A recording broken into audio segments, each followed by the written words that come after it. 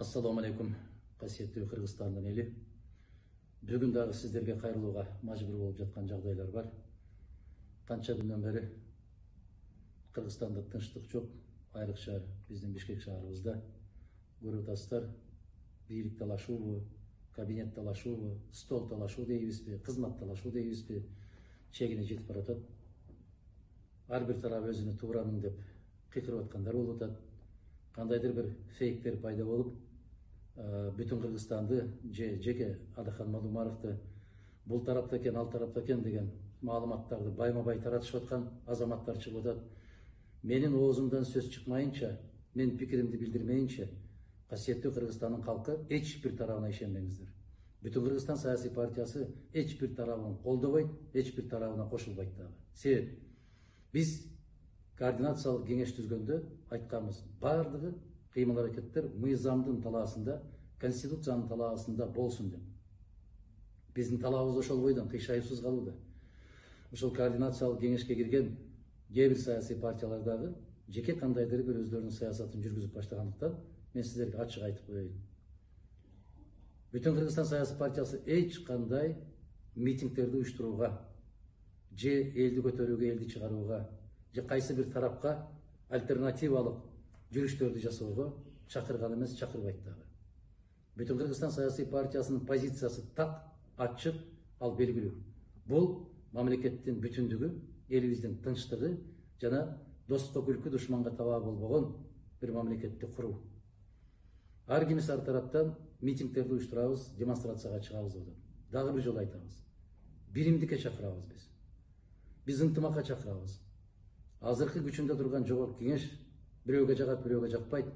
Бирок легитимдүү орган катарында тез аранын ичинде жыйналып, легитимдүү премьер-министрди дайындашы керек. Биз мыйзамдуулук үчүн күрөшүп келгенбиз.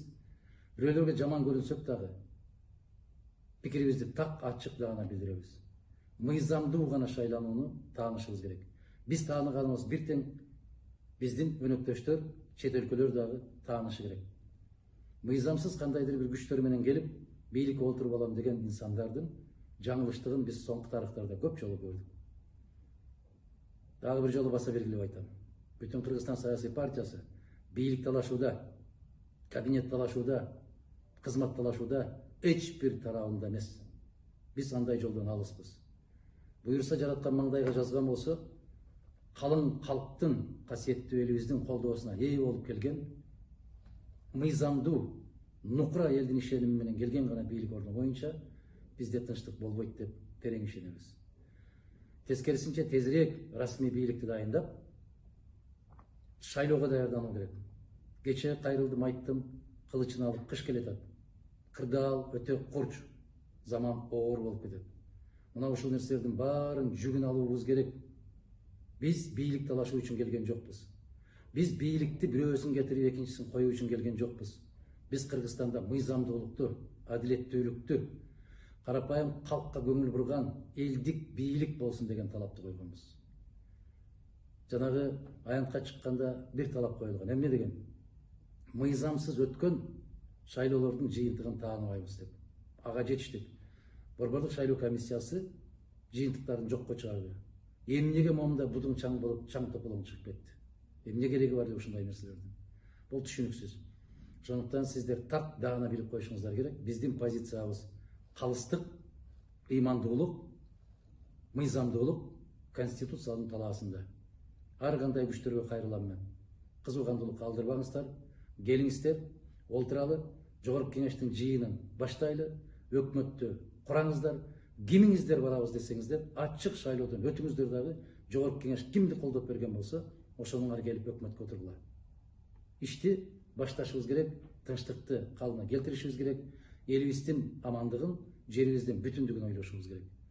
Мен ишенгим келет. Эстүү элибиз бар. Туруктуу саясий партиялардын жетекчилери мына ошол калктын тагдырын ар кандай калчоолорго салбай эсибизге келели. Аманчылыкта жолугушканда насип кылсын.